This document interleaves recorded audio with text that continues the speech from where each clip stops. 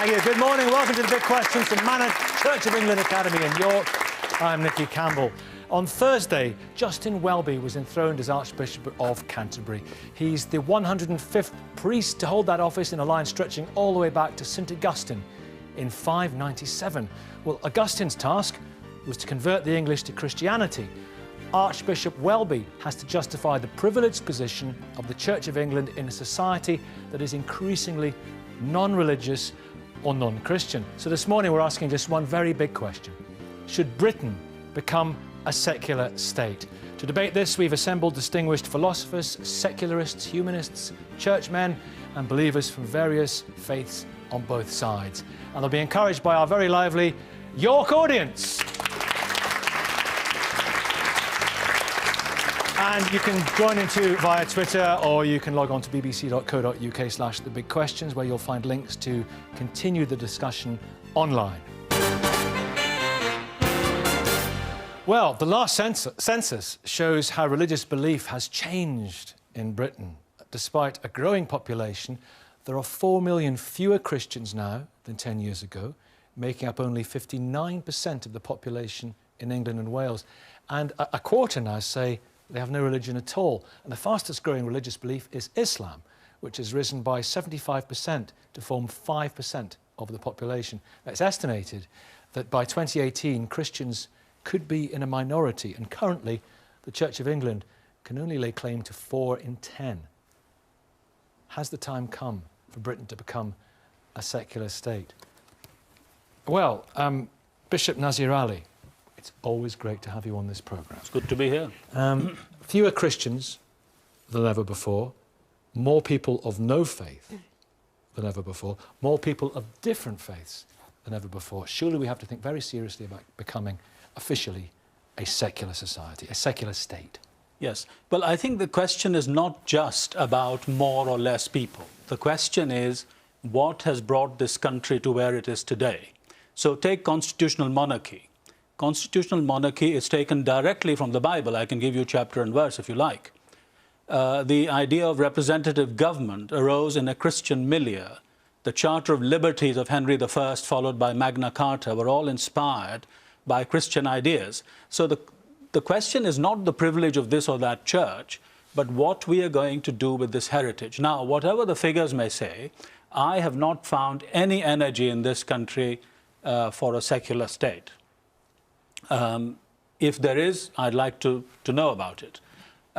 It's not just the history, it's also what will you do today. I mean, I have just written an article on the coronation service.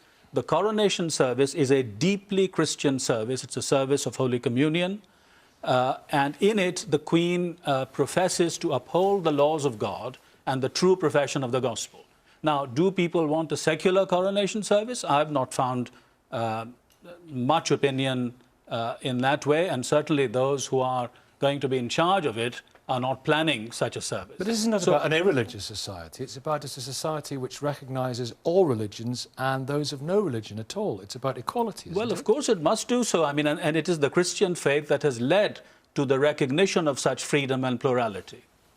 So it's our core...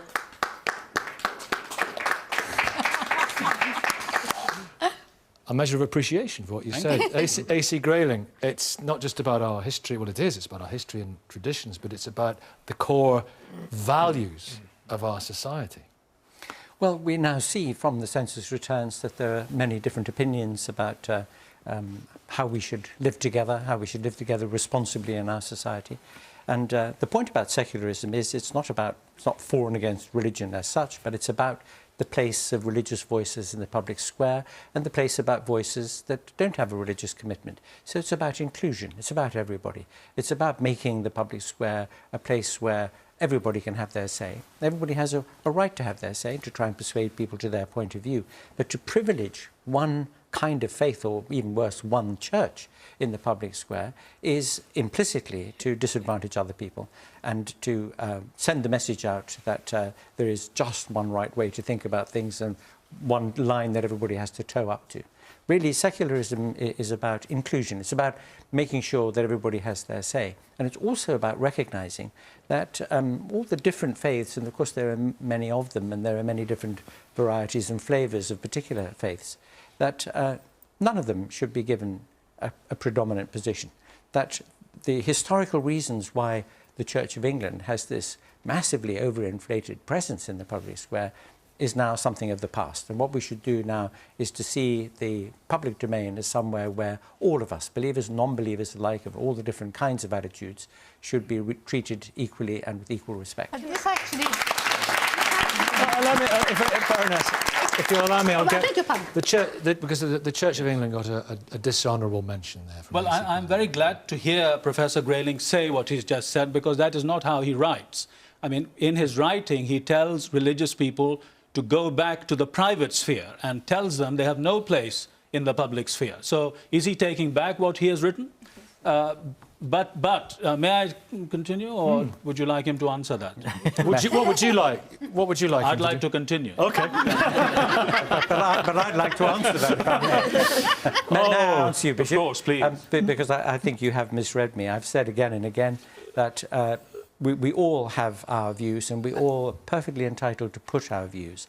But what we have to recognise is that our views must get the support that is genuine. That you know, 3% of the population of England will go very regularly to a Church of England service. I don't know where you get those figures from. I mean, where are those figures from? Check them up. BBC Soul of Britain figures, 23% regular and 40% occasional churchgoers, and more than 50% once or twice a year.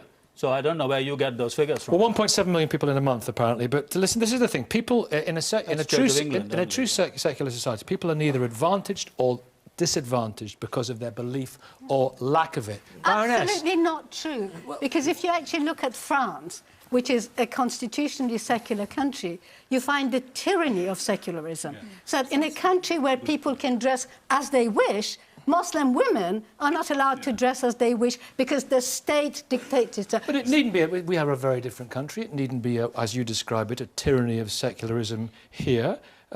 You should be arguing, should you not, Baroness, in favour of secularism, because in all religions, including your own, are given equal status. But I think that in Christianity there is understanding of a faith that decides people to take different paths. In secularism, there is actually an understanding of no faith, and therefore people of all faith are marginalised and feel actually disempowered. We're talking about different forms of secularism. Well, hang on, Jonathan Remain, we hear this a lot, Rabbi Doctor. We hear this a lot. This is what the secularism means to a significant amount of people. It means the onward march of what they describe as militant atheism. I think what we actually want is neither a dominance of one or the other, but inclusivity of all, because actually we are already a secular state. It just so happens we have an important Christian and religious history, and also, I would say, a lingering culture. I mean, every year, a Jew, and a Sikh send each other Christmas cards, so we communicate through the church. But the point is that although the country is secular, the institutions aren't. And yes, we have a secular marriage and secular funerals, but for instance, over-representation of the church in the House of Lords, we have over-representation of faith schools, and the problem is we need to do really what we do with the Queen. In other words, that the Church of England should have a ceremonial role, but not an executive or legislative role. And with a Queen, she's the titular head, but she has no power. It's a very British solution, which allows everyone to be included. But it actually seems to me that when you actually talk about over-representation in the House of Lords, you know, you have a group of bishops, but you also have always had a much greater number of Muslims in the House of Lords than you ever did in the House of Commons. But these are, if you'll allow me, these are unelected religious representatives in the legislature. The only other country I can think of where that happens is Iran. Yeah, and that's true. Yes. Is that true? That is true. That is true. The only other country, and I don't think that's a shiny example of a country that we want to be like. You know, I think well, hang on, Neil, I'll come back to you, Bishop. I'll come back to you, Bishop. The Iran example is completely irrelevant. And can I just say, as an Iranian, that first of all, the Iranians claim to have an election. And second of all, although there is a religious pervasiveness, I think that that kind of pervasiveness is very similar to the pervasiveness of secularism when it becomes militant. And I so don't know what any secularists actually... who are executing people. No. Gita. I don't know any secularists who are executing Really? people Have because you they're not heard of believers. Stalin? And How about the what guillotine? about- Oh, wait, hang on, wait. We're talking about very different One second. I think this is an important point. Paul, Because you said, but this is interesting, because you said you don't know any secularists who are executing people, and you immediately said Stalin. Yes. Stalin was not a secularist. Well, what because was he? Secularism recognises you can adhere to whatever you want. But Stalin in theory. I mean, yeah, Stalin was strictly about recognising and adhering to one All credo only. No, isn't all it? the- Is that right, AC No, Greg? but secularism is a creed. I mean, Yes, what exactly. makes you think that secularism is not a creed? Exactly. I mean, secularism is as much a creed as any other creed represented here. Wait. AC Greg. I'm afraid that's simply not true. I mean, secularism is... Assertion won't get you anywhere, Professor Grayling. Prove it. What you must begin by distinguishing certain things. You must distinguish first the question about religious belief and non-belief. That's the theism-atheism debate, and that's not this debate. This debate, the secularism debate, is about the place of attitudes, and particularly religious attitudes, in public policy decision-making, in the public square, in education, in Parliament. And the secularist argument is that all voices must be equal. All Which was voices not the must case be in given Stalin. a chance. It's not the case in Stalinism, not the case in Maoism. We need to nail that one, Yeah, don't we? we do need to nail it. that because is not just- Let him respond. Stalinism is an ideology. And there's no It is difference really. secularism. There's no difference really between Stalinism and the Catholicism of Torquemada. This because they all say there is one right way, one great truth, one correct answer, and everybody's got to toe the line. And if you don't, you're going to be very severely punished. But this is They precisely all have that in Yes, exactly. That's exactly what you say. I mean, all your writings say that. Okay. Audra. Just Gita said earlier that nobody has ever killed anybody for secularity. Now, I'm a secularist. According to your website, I'm 80% a humanist. It's true, they have a quiz, you can try it. But we go to war in this country for what we consider to be humanitarian ideals. We go to war to save human lives. We go to war for human rights. I am in favor of these things. I think they're very good things, but we kill and we die for them, just like religious people kill and die for their views. There's no privileged position for secularity in this regard. Simon Hill.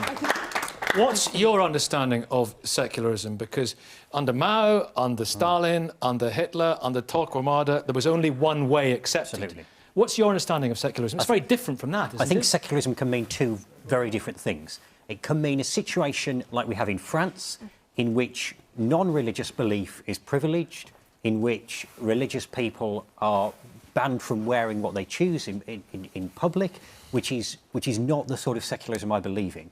What I believe in is a situation of religious liberty in which we all have freedom to express our views, practice our religion or live out our non-religion. On an equal footing. On an equal footing, and to publicly promote them and campaign for them. And I believe that as a Christian because I don't believe Jesus taught that we should claim privileges for ourselves that are denied to others. That is utterly contrary What to about the Jesus' core teaching. values that have shaped the traditions and history of this country, as argued very articulately by Bishop Nazir Ali, which we will be jettisoning? Not Well, necessarily. some of those values are very different to others. There's always been lots of forms of Christianity. Christianity has inspired people to campaign for justice, to campaign against slavery, against racism. But at the same time, when people say Britain used to be a Christian country, I want to know, was Britain Christian when it was engaged in the slave trade? Was Britain Christian when the British Empire was committing genocide in Tasmania and setting up concentration camps in South Africa? These are things that have been done in the name of Christianity, but have nothing in common with the teachings of Jesus, who stood on the side of the martyrdom.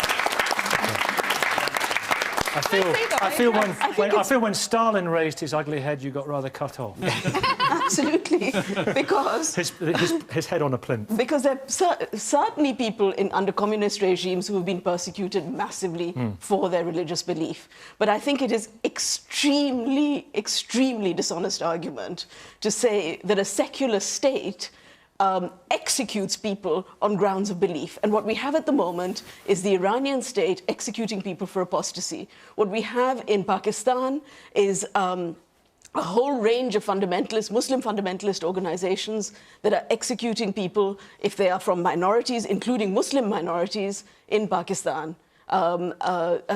bombing them, arguing that the state should execute them for apostasy, bringing in blasphemy laws and so on. The same is going on in Bangladesh at the moment, where there's a young people's movement against religious fundamentalism, and the fundamentalists are labeling them apostates. And in this country, and some of them are apostates in the sense that they are ex-Muslims, they are not religious. Some of them are religious Muslims. Both of them are, both sets of people are in danger from being labelled blasphemers and apostates because religious fundamentalists are calling them that. And they want to bring in these laws. I don't know anybody who is secular who wants to bring in laws which will execute people on grounds of belief. So Mark Mullins,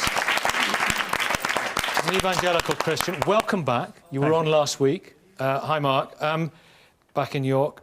What are your worries if we were to become a secular society? What's your nightmare scenario? What's your hellish vision of what this country would become? We end up being a quicksand of values.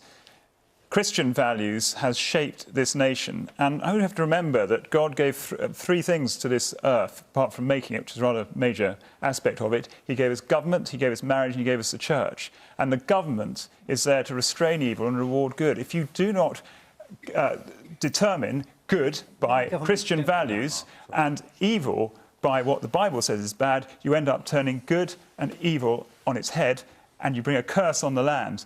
You say that a secular state would not execute people, but what about the millions of babies, unborn babies, that our increasingly secularised society tolerate being killed, and indeed appear at times...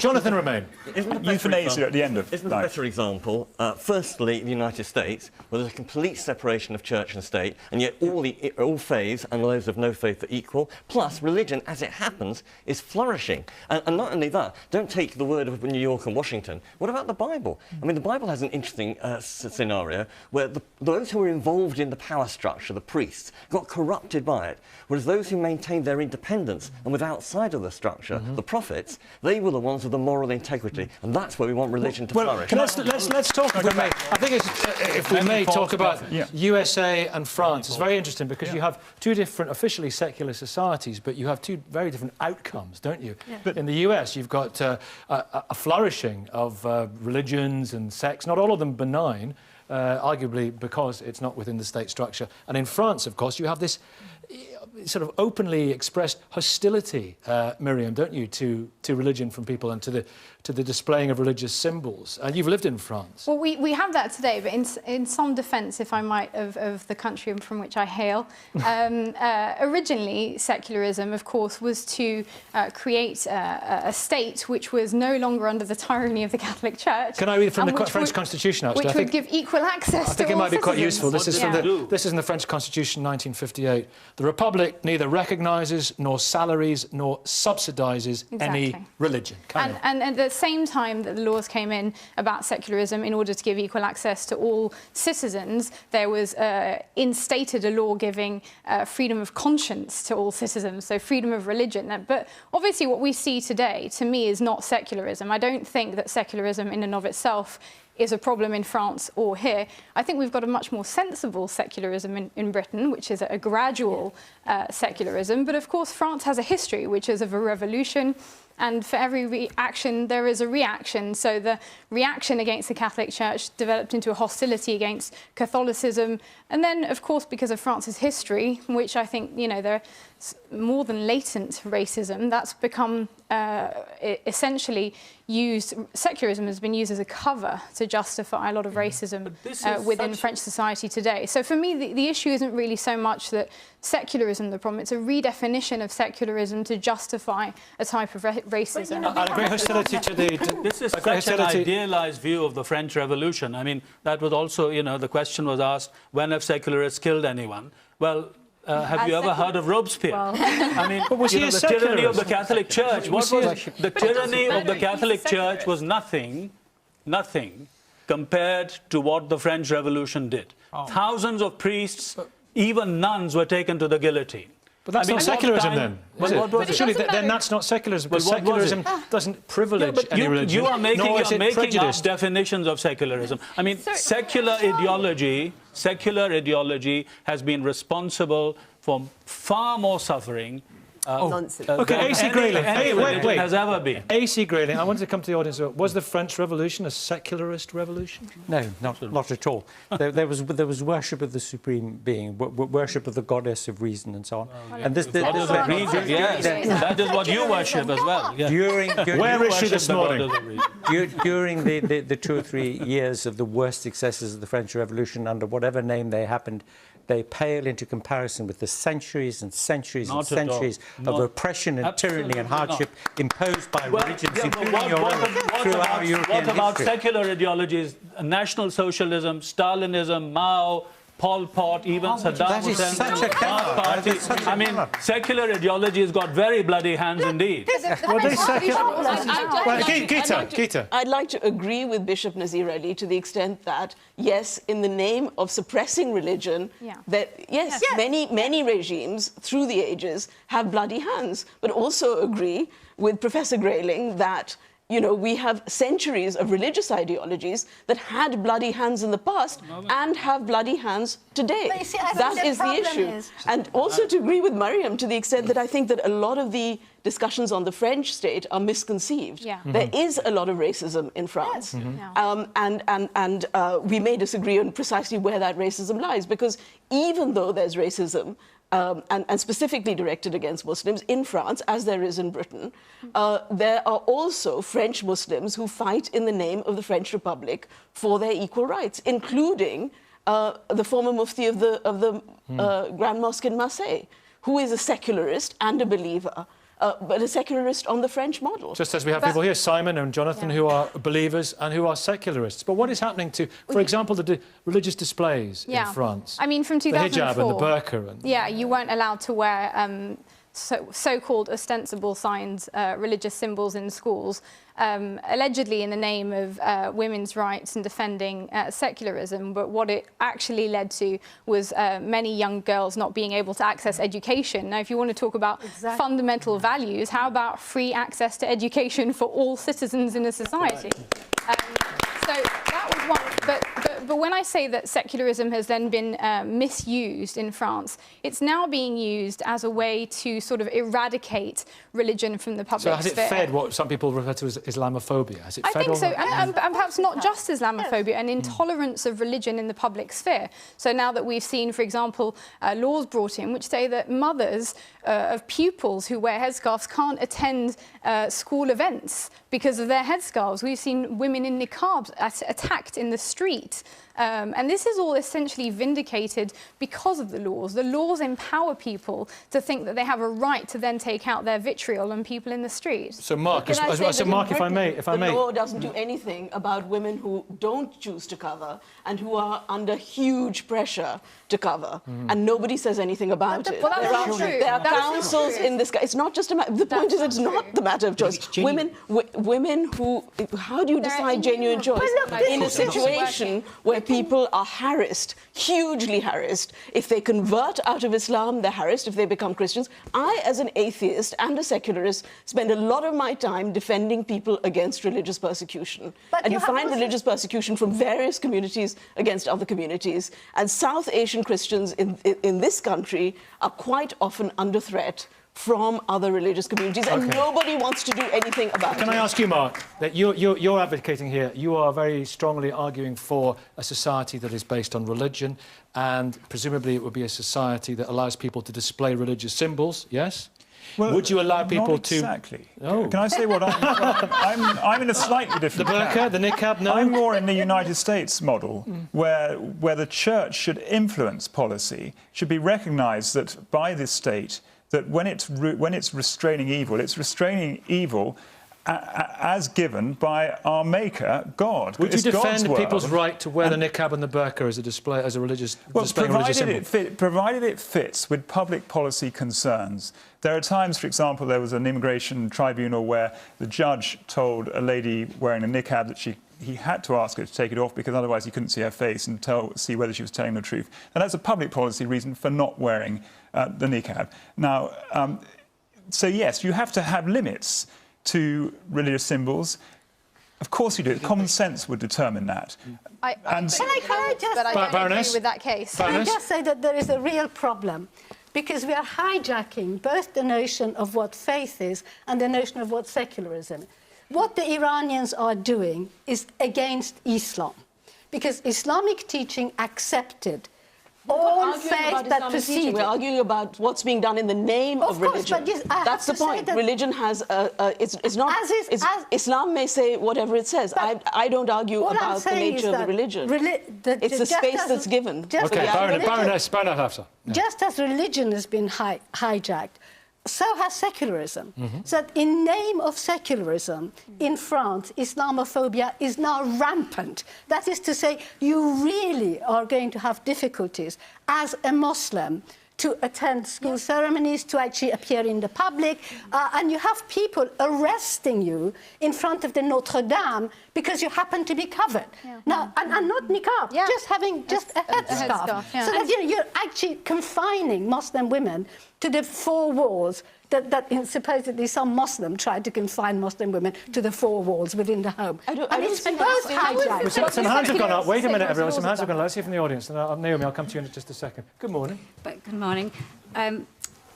It's very interesting how the debate has turned on to Islamophobia when really we're talking about the influence of religion, of any religion, in the public sphere. That's the essence of secularism, and that's the issue we're talking about today. What secularism decides is that no religion, whether it's Islam, Hinduism, Christianity, Judaism, has any role in the public sphere. So, for example, we're talking about France, where there's a growth, whether the growth in Islamic faith, as there is in the UK. It's very easy to target a Muslim in particular, especially a Muslim woman, because she overtly has a different, she has to wear the headscarf and the niqab. No, she doesn't have to. But no, it is a choice. But you are easily targetable because of that. That is secularism at its worst, because it does not tolerate the religious aspect in the public sphere. OK, let's talk about that. Yes, and you had it right at the back, first of all.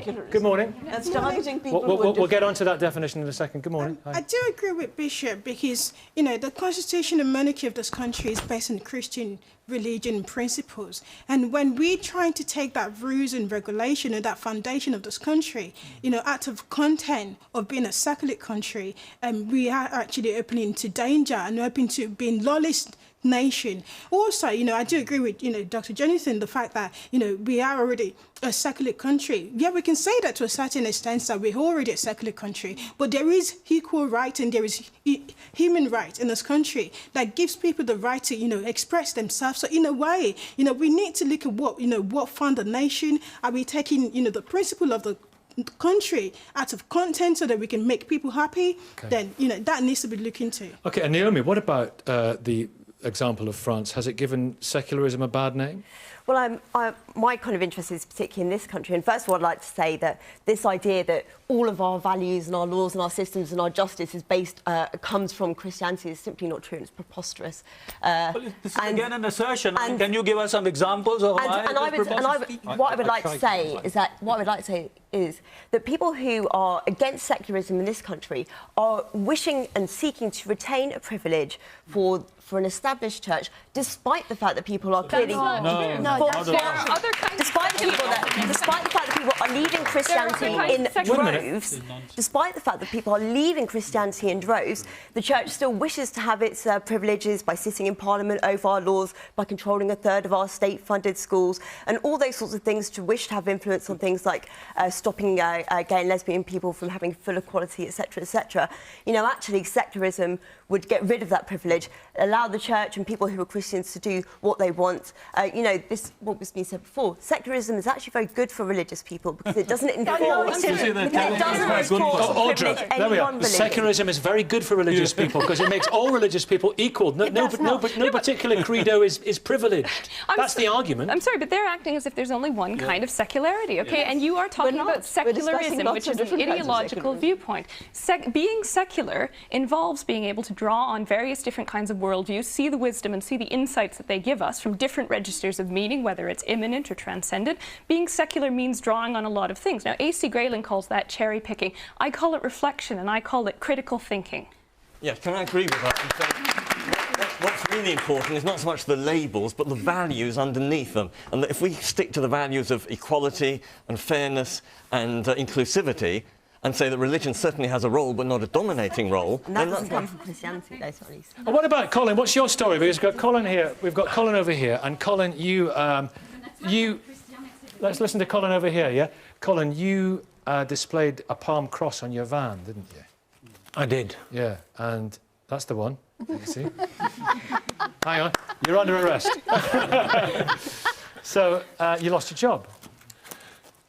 Yeah, it began at the end of 2009. I'll be very brief, but I'd had my palm cross on my van dashboard for well over 14 years. And one day my manager came and just says, take it out. And I asked why. Anyway, this went on and on and on. More senior managers went on for 6 or 7 weeks. And I got fed up of it. I was being harassed. So I put a grievance in, and we went through this long, drawn-out procedure, and I asked a couple of questions. Why is it a problem when I've visited thousands of tenants' homes as an electrician over the years? All my work peers, nobody's complained. No tenants, no managers, no supervisors. Right, what did he say? What was the problem? Well, they couldn't answer it, but what were interesting were in one of the meetings, which were like getting into March, middle of March 2010, the Equality and Diversity Manager said, well, OK, you've had it in 14 years, but the demographic profile of ethnic minorities in the Wakefield area has altered over 14 years, and someone may complain. Did anyone get in your van during those 14 years? Anyone else get in your van? Well, if I had an apprentice with me... Did he complain? No complaints whatsoever. They did produce, after about 2 months, they produced a letter which had no author, no signature, no address, nothing. Anybody could have. And it wasn't even about me cross as such. It were mentioned in passing, but it wasn't a complaint. Where are you from? Where do you live? Wakefield. Wakefield. So you'd had a Leeds United pendant there, no one would have complained about it? No, absolutely not. So is this the madness of that the road of secularism will lead? Well, No, I mean, I think what's best if we establish a principle that diversity is fine, but there are boundaries. So I have no problems with a cross on a van, a Sikh wearing a turban or whatever. I have no problem with a Muslim headscarf. I do, to be honest, have a problem with the face veil. Not because it's religious, not because it's Muslim, but because it actually... number one, it impedes social interaction, and number two, it actually breeds suspicion at a time when we're trying to break down barriers But that's actually your opinion, because there are a lot of women who feel much safer from harassment. So then we need to create a society in which they can feel safe. Yeah, you might one day create that society, but it doesn't happen to be here now. And there are a lot of women who actually feel very well protected, because I think one of the real problems that actually feminism to cover their face entirely? Absolutely. I don't think that's the acceptable way of behaving. Wait a minute, Jonathan. Jonathan. Push for it. Just because it's cultural doesn't mean to say it's acceptable. But it's we don't allow polygamy, even though that is culturally acceptable in the Bible or in Islam. But you do allow school uniforms. AC Grayling, what's your position on the displaying of religious symbols? Because we've seen some cases recently, haven't we, which have come to the European Court. Well, I think in general, of course, people are perfectly entitled to wear and decorate themselves as they like. What's being missed here is that in the case of both Turkey and France, which are constitutionally secular countries, the request being made to citizens is that when they come into publicly funded spaces like courts and schools and elsewhere, that they come as citizens. They come first and foremost as French or Turkish citizens, and then as men and women. And only after that, whatever their personal choice of outlook or belief happens to be. The thing about some of the religious symbols that people wear, and especially the dress which is so associated with Islam, is that it makes an incredibly loud statement which says, you must treat me according to one chosen identity. And what the French state wants to say... Lenny, I'll be with you in a minute. Let him finish. What the French state is trying to say is, when we provide a public service to everybody, to all our citizens, we treat them just as citizens. And if you're coming to us expecting that we're going to be influenced in one way or another by some identity that you've chosen and want to be regarded as the principal identity, then we want to reassert this point that we're on a level playing field here and everybody is together. And I think that's the underlying point. Now, in practice, of course, it has resulted in blinding the state wrongly to many of the different needs that people might have. In the great projets outside Paris, for example, immigrant communities where discrimination and lack of educational opportunities and job opportunities are hidden behind this different veil. And that is a problem with all veiling. So I think what we need to do is to try to get the intention right, to try to understand that there is a very positive intention behind it, even though we in this country are much more generous and tolerant. Okay, Miriam. Positive or paternalistic? Paternalistic is what it sounds like to me. Let me tell you, you're assuming that somebody wearing a headscarf wants to have their identity filtered through that premise at all times, and I can tell you for a fact that that's not true. Secondly, I think you're misrepresenting what the French state is attempting to do through the secularist project in its essence, which wasn't that when you come into school as a pupil that you have to be devoid of religious identity, but it is that the school itself should not impose any particular religious or ideological outlook, and that in that sense it should reflect the diversity of its citizenship. What you're essentially supporting is the ideological outlook of a very small minority of typically white men in power, who then get to impose their understanding of what citizenship means to what is now a very diverse citizenship. The Assemblée Nationale is over 80% white men. These are the men dictating to brown women, typically, what they can and can't wear. For years and years, I belonged to a group called Southhold Black Sisters in this country, which had to fight for the rights of minority women.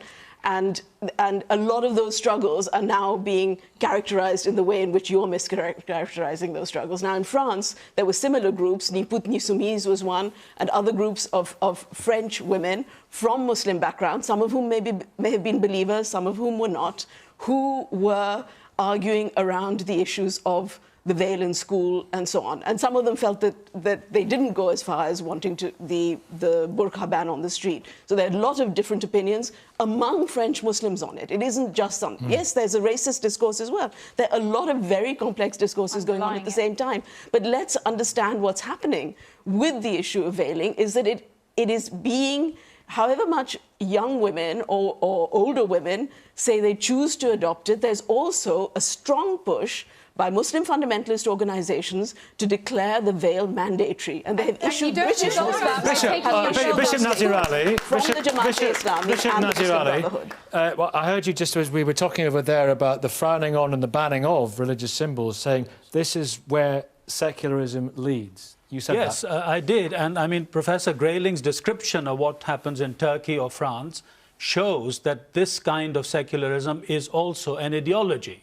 It has a particular view of human beings. He is telling religious people to leave their religion behind when they come into certain spaces. Okay, what about America, where we have a secular society, a separate wall between church and state, and religion thrives? Let me say, the United States has a separation of church and state. That does not mean it is a secular society. Have you ever read the Declaration of Independence? Exactly. It begins with the divine providence for human beings and human society. The US is a polarized state. Yes, you mustn't confuse separation of church and state with a secular society. It can this is what I'm trying to argue for Britain. I am not arguing for the privileging of any church. I have resigned as a diocesan bishop. I have no privileges.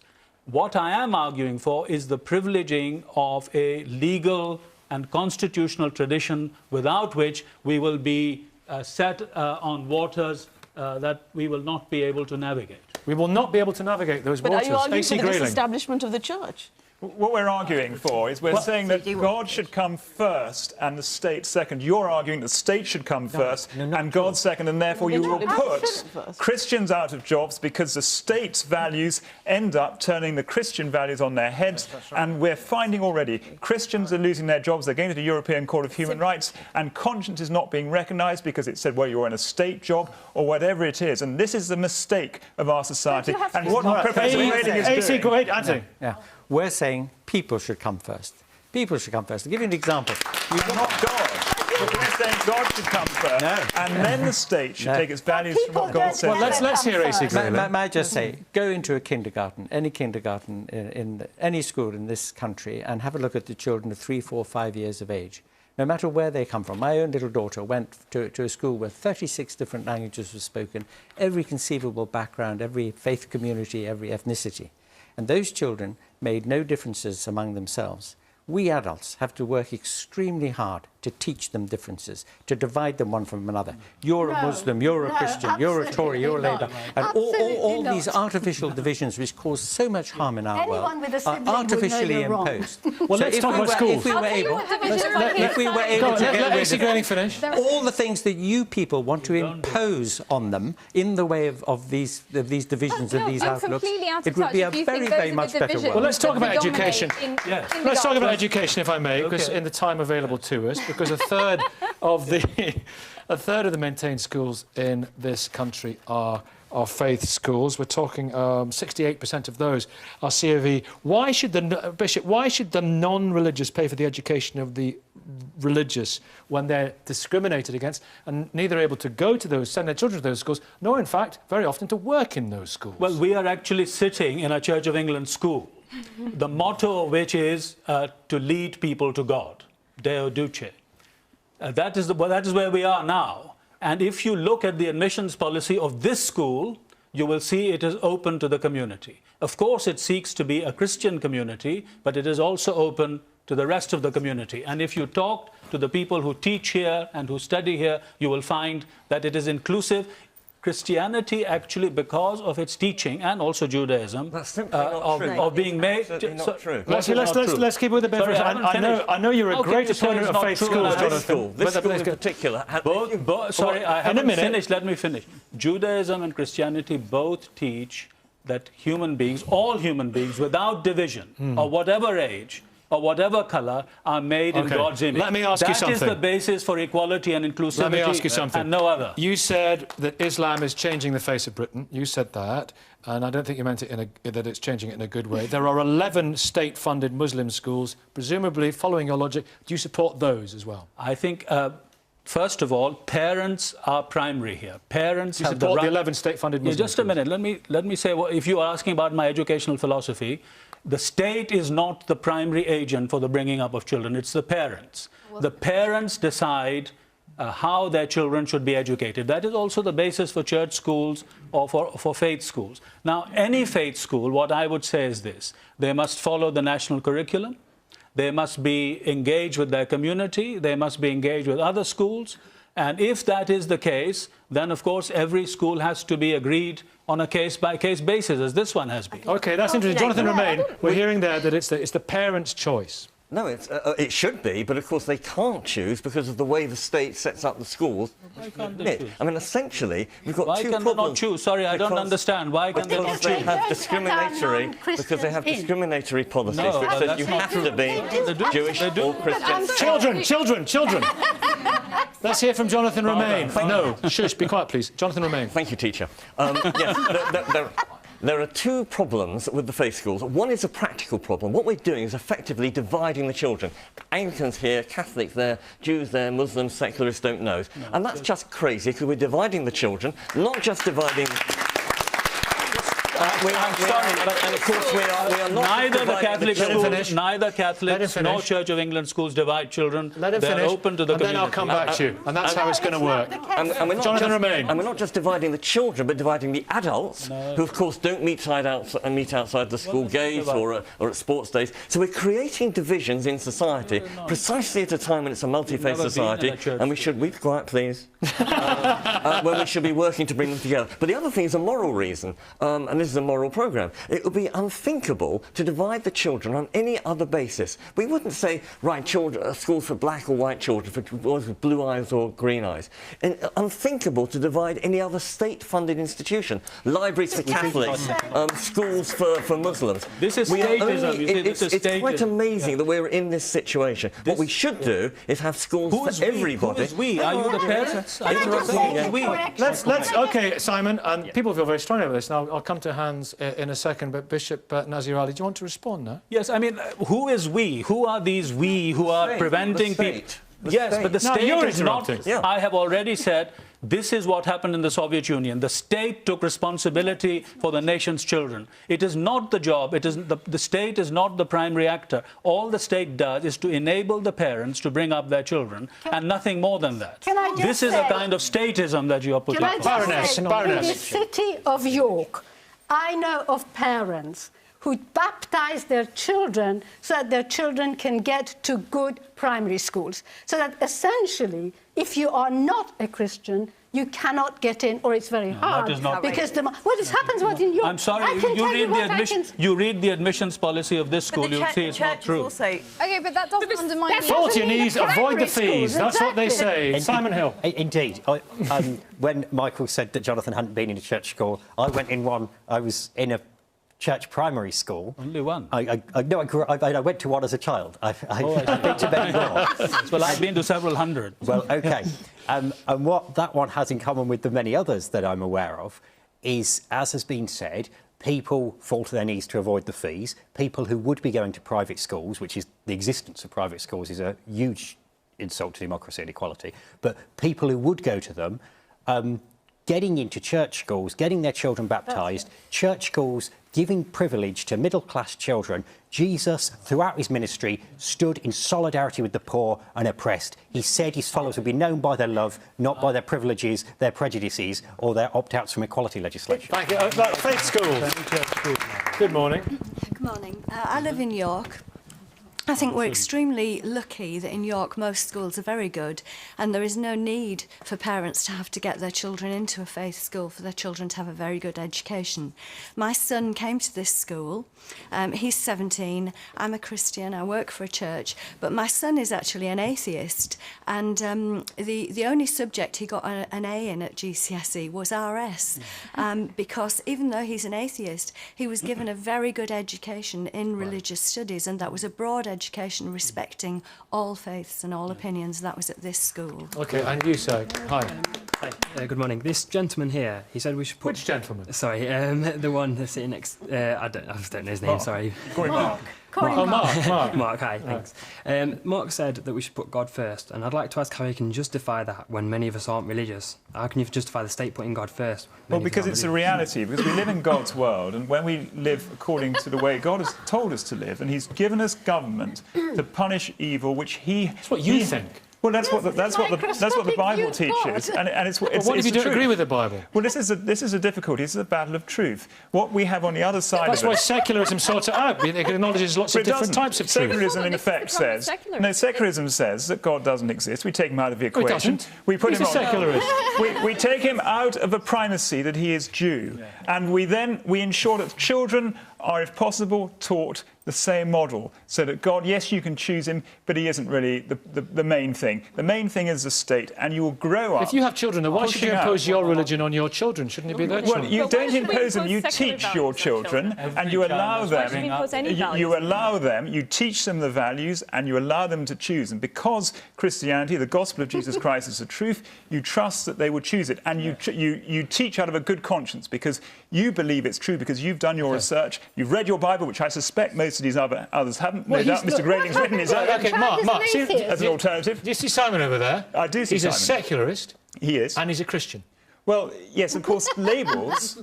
This is what I would say. Labels are just that. And how does he work out his Christian life? Are you questioning his faith? I'm saying that I cannot determine what he means when he simply says he's a Christian. Mark, it means a number I love of Jesus as much as you do, and I seek to follow him. We both seek to follow Jesus. We're both fallible. We will both make mistakes in that, and perhaps one day we'll find out if either of us are right. But the one thing that isn't fallible is the Word of God contained in the Bible, and that's what we should... OK, Naomi, and then AC, one at a time. Naomi first. To go back to the point about inclusion and discrimination... And schools. In schools, the Church of England, the Catholic Church, supported by other institutions, have an incredibly powerful and vociferous lobby fighting to retain legal privileges for those schools which are funded mostly 100% by the state, to discriminate in employment against teachers and against teaching assistants in some schools, not just head teachers, but also barring atheists and people of the wrong religions from promotion in those schools, fighting to have schools to have their own admissions criteria so that they are allowed to say we don't want any Jews at this school, we don't want any Christians or atheists at this school, we only want this particular type of child at this school, and I think it's really outrageous. Many parents do not have the choice not to send their child to a faith school because they are growing at such a speed that in many local areas, particularly in cities, they are the only type of school. And many people choose them. They raise people with an ethos. My son goes to a in a minute, Miriam, please. AC Grayling, faith faith schools are acknowledged by many people to be very good schools. I'm afraid for me the phrase faith school sounds like an oxymoron, a paradox, because an educational institution should exist to teach people how to think, not what to think. And the very concept of a faith school is that one way or another, even if it is a school which lets in people of other faiths or none, is going to have as much as it can in the way of tendentiousness. Now, if you only look at the school that we're in at the moment, it's got a massive crucifix on the front wall. All around the school there are Lord's Prayer and quotations from the Bible. I mean, it's crammed down your throat in this school. I was astonished when I walked into it because, you know, having read and heard about faith schools being built around the country, I didn't realise how very coercive the presence of such a school might be. Are those scriptures bad for children? I do find it dismaying. Are those scriptures bad for children? Is a picture of a crucifix bad when it shows the self-sacrifice of God sending his son to die for us? Is that not a good thing? Is that not a good thing for children to learn? What's Baroness, what are you saying? No, I just think exposing children to such a violent image. Yes, but it is, but it is something that is a peaceful image. It's a peaceful image. Yeah. Miriam Francois Serra. Just briefly. Firstly, I have a son who goes to a Catholic school. And I'm quite happy with him attending a Catholic school. I have no issues with it whatsoever. I haven't found it to be coercive. I haven't found that he's come home and he's preaching to me about Catholicism.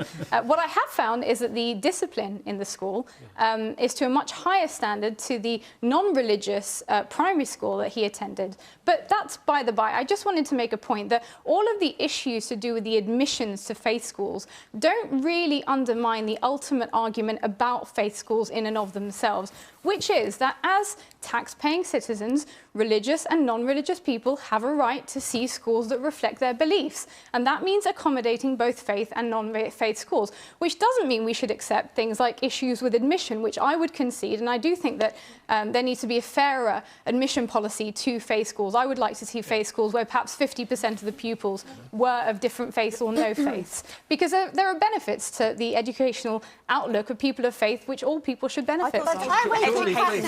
Jonathan. Surely faith should come from the home, and what they Well, it is. That's why you're sending your child to that school. And I'm against faith school on faith reasons, because I actually take, like Mark, the Bible seriously. It says love your neighbour as yourself. The only way you can get to know your neighbour is by interacting with him or her. School should be about education, not Should there then be... Audra, there's no indoctrination, says the bishop. What does Audra say? Wait a minute. What does Audra say? Let's find out, children. Thank you. I would like to know why the humanists who place such great emphasis on reason think that children can't think. Why do you believe you say that you want to avoid children being indoctrinated early by religion, but why indoctrinate them early with secularist values such as individualism, high achievement, liberal values?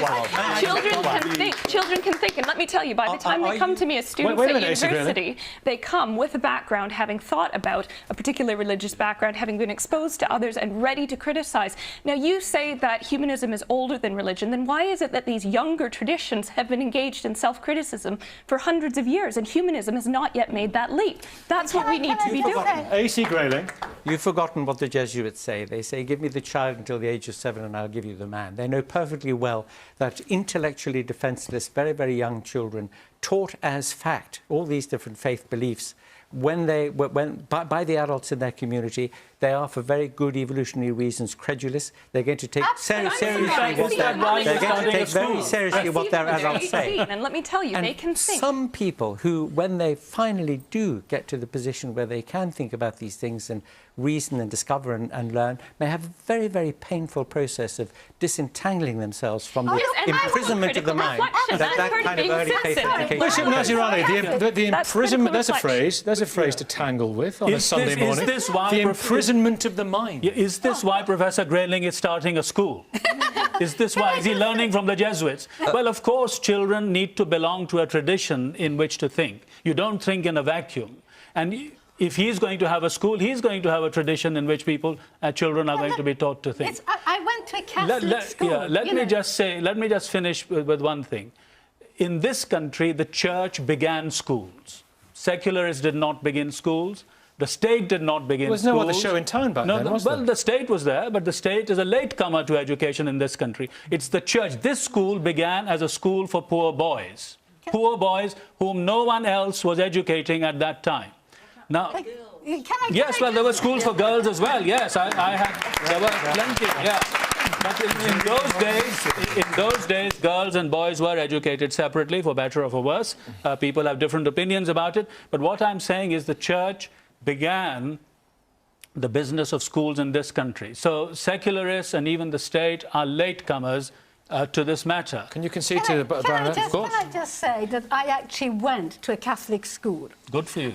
Well, yes, but it didn't cause me heartaches. Are you happy with the new Pope? I have no idea about the new Pope. The point is, I had to come home and ask my parents whether there were 3 gods, whether there was 1 God, whether God actually died, whether God stayed alive. Pupils think, and you can question it. And I was, I think, 7 years old.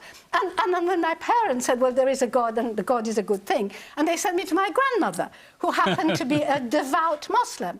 And what she told me has stayed with me for life and had stayed with me through my Catholic education. What did she tell you? Which she said to me, God is beyond conception, which is why it worries me when people have a microscopic conception of what God is. Yeah. The second point for the Baroness. The second point is that God does not need us. We need God. And we find our pathways.